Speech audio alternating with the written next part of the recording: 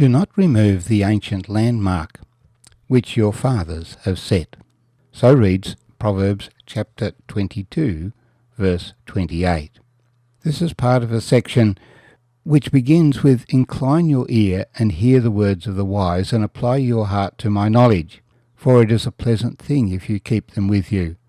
Let them all be fixed upon your lips, so that your trust may be in the Lord."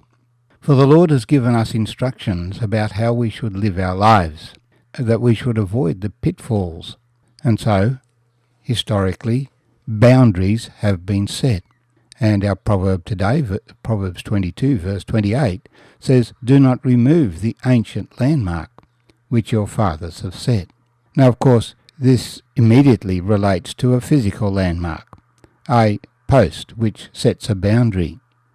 Some people like to cheat and move a landmark and claim territory that is not theirs as their own. But those boundaries were set by our fathers, and we need to respect them. They form part of the context in which we are to live our lives. But there is another aspect of this, and this is moral boundaries, behavioural things that have been passed down to us.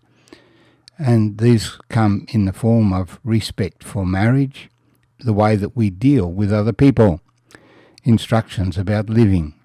These have been taught to us by our fathers, and we need to respect them and not to push against those boundaries.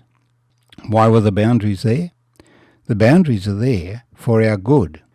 We might be greedy and selfish and think that we can do better. Immediately think of the story of Ahab. His father had established Samaria as a new capital, and now he was a king, and still developing his new capital of Samaria. His neighbour was a man called Naboth. Ahab decided, "I would like to have a better veggie garden, and my neighbour's land is ideal." So he went to buy his neighbour's field. But his neighbour said, "No, this territory has been in the family for 600 years at least. It was allocated to his family in the time of Joshua and passed down with his family. It was their territory. The boundary between the two properties was an ancient landmark set by the fathers, and Naboth was not willing to set it aside, no matter how important Ahab the king thought he was. Well, Ahab got very sulky that he was spurned by his neighbour, but he was not following the ways of God. He had already set aside God's moral law, having married a beautiful Phoenician princess who worshipped Baal rather than the God of creation, the God of Israel. Jezebel worshipped Baal, that is the God of fire. She said, "Why are you upset? Leave it with me." And so she spoke with the elders of the city to call a special dinner and to invite the nobility of the society, particularly making sure that Naboth was there in a prominent position. And then during the dinner, she had it organised so that some men would start levelling accusations against Naboth, that he had mocked God, that he had blasphemed God. There was no foundation for it, but she organised that on these charges he would be stoned, so that Ahab could have his veggie patch. Well, no matter the authority that Ahab had, he was judged by God for it in due time. His life ended when again he went to battle to claim territory that was not his. He claimed territory from the Syrians of Damascus, but the Assyrians hadn't given it to him. So he went to war against them, and he was killed in the battle by a stray arrow. Well, our proverb saying, "Do not remove the ancient landmark which your fathers have set." Maintain the standards of history.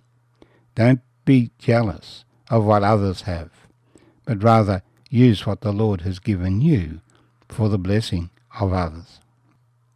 Landmarks and boundaries occur at multiple levels. you have the boundaries between nations. Not only were these boundaries set by men, but they were also set by God. Paul declared in his address in Athens, God has made from one blood every nation of men to dwell on all the face of the earth, and has determined their pre-appointed times and the boundaries of their dwellings, so that they should seek the Lord, in the hope that they might grope for him and find him, though he is not far from each one of us. For in him we live, and move, and have our being, as some of your own poets have said, for we are his offspring.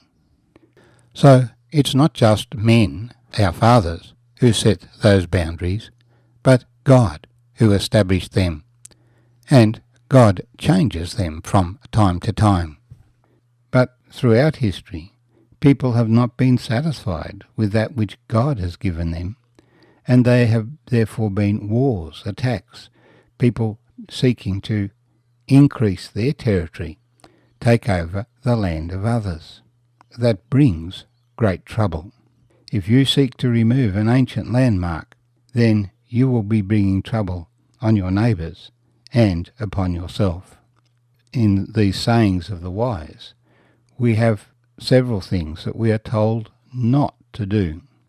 The positive things that we are told is to take heed to the instructions, that we might give people good advice in the decisions that they make. But he says, do not rob the poor because he's poor.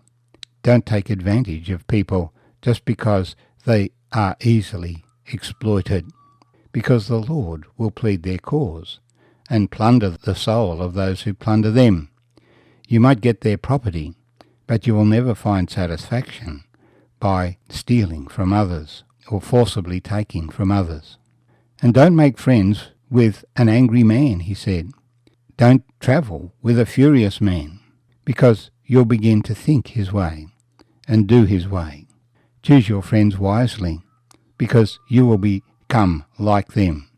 So if you want to be great, choose great friends. And do not be one who shakes hands in a pledge, taking on responsibility for others' debts, because you will have to pay, and the things that you have worked hard for will be taken from you because you took on somebody else's debts. And the extension, of course, of that is, if you are going to lend, be prepared to lose. Don't charge high interest rates, because that is exploiting the poor. And it's better not to lend. It's better to give than to receive.